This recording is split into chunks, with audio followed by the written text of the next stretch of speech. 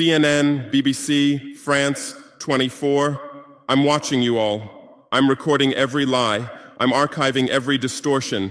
I am Ibrahim Traoré, and today I'm pulling off your masks. Yes, you heard correctly.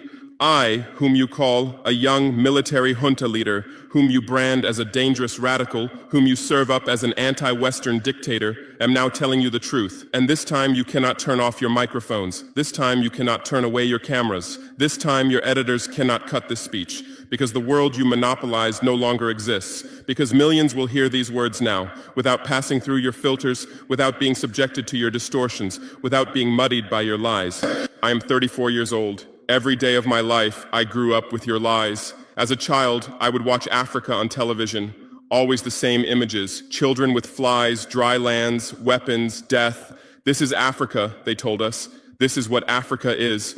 And we believed it. We were ashamed of ourselves. We were ashamed of our own lands, of our own people. But then I grew up. I read, I researched, I questioned, and I understood that the Africa you showed us wasn't real. The story you told us was a lie. The fate you imposed on us was a script you had written. For years, how have you portrayed Africa? How have you shown it? How have you sold it to your viewers? As if we were creatures who had no share of humanity, as if we were savages left outside of civilization, as if we were wretches waiting for you to save us. Every day, every hour, every minute, the same story plays on your screens. Hunger, war, disease, corruption, terror, chaos. These are the words that come to mind when Africa is mentioned.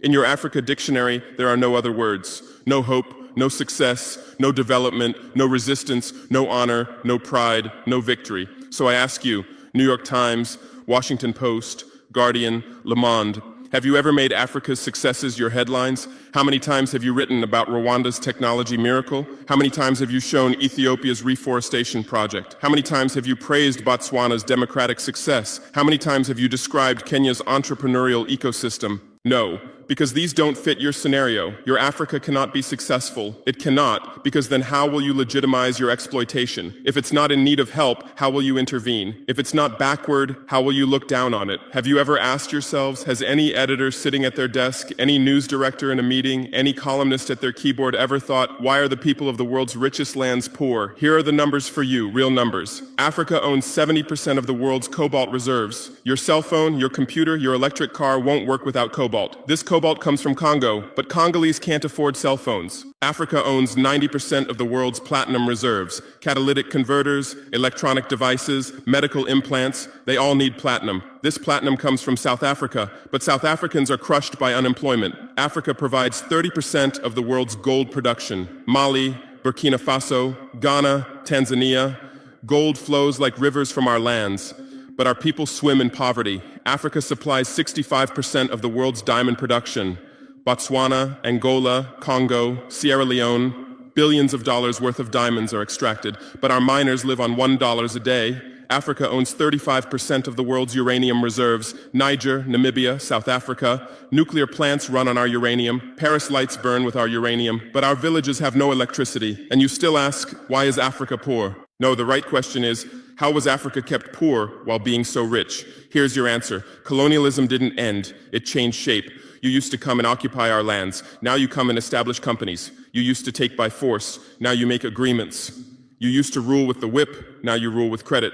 Let me give you concrete examples. With numbers, names, dates, but you'll never write about these.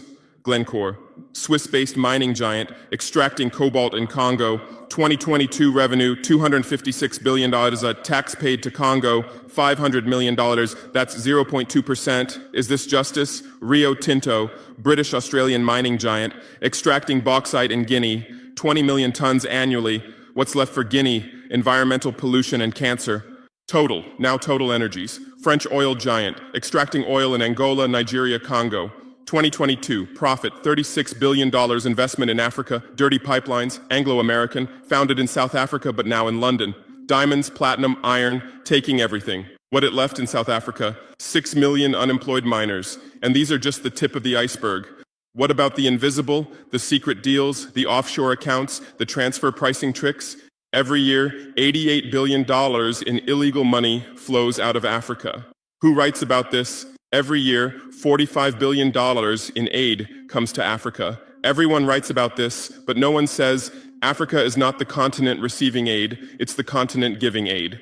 While you zoom your cameras on swollen bellies, there is a huge system working silently in the background. Every day, tons of gold, diamonds, cobalt, uranium, oil leave our land. But how? Here is the system. Step 1, create corruption, bribe our leaders, open offshore accounts, promise them a life of luxury, send their children to your schools. Step 2, make deals, get 50-year, 99-year concessions, ask for tax exemptions, be exempt from environmental rules, ignore labor rights. Step 3, control the infrastructure. Take over ports, airports, railways, but only from the mine to the harbor. Don't build roads to the villages. Don't bring electricity to schools. Step 4, provide security. Set up private security companies. Arm them. Declare protesting. Step 5, silence the media.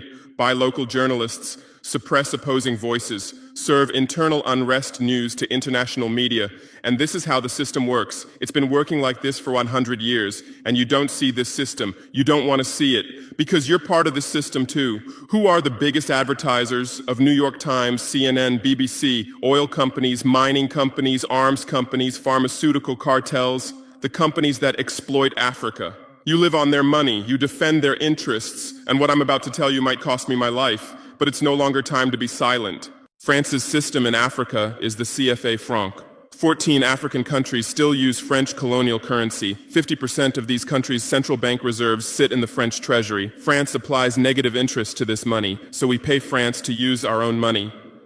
Through this system, France transfers $500 billion worth of resources from Africa every year. Does anyone write about this? No. But when France gives Africa 10 billion euros in aid, it makes headlines. Britain's system is more sophisticated. London is the world's money laundering center. City of London, offshore paradise. Every penny stolen from Africa passes through London. Jersey, Guernsey, Cayman Islands, Virgin Islands, all under British control. Africa's wealth hides there. America's system is AFRICOM, Africa Command, 46 military bases on the continent. Official purpose, security. Real purpose, resource control.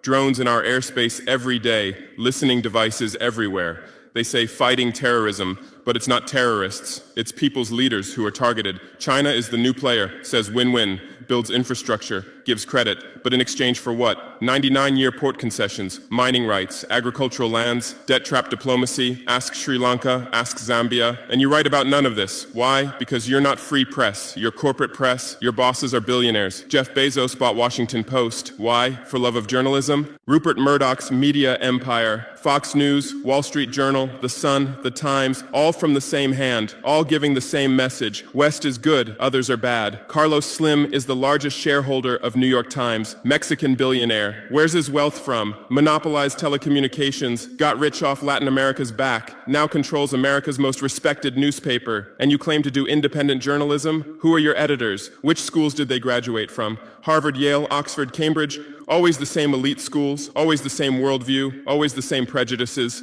How are your reporters selected? How many languages does your Africa correspondent speak? French, English, that's all. Swahili, Hausa, Yoruba, Amharic, they don't know. They can't talk to the people. Your sources are always the same. Western diplomats, NGOs, experts, and then you come and lecture us.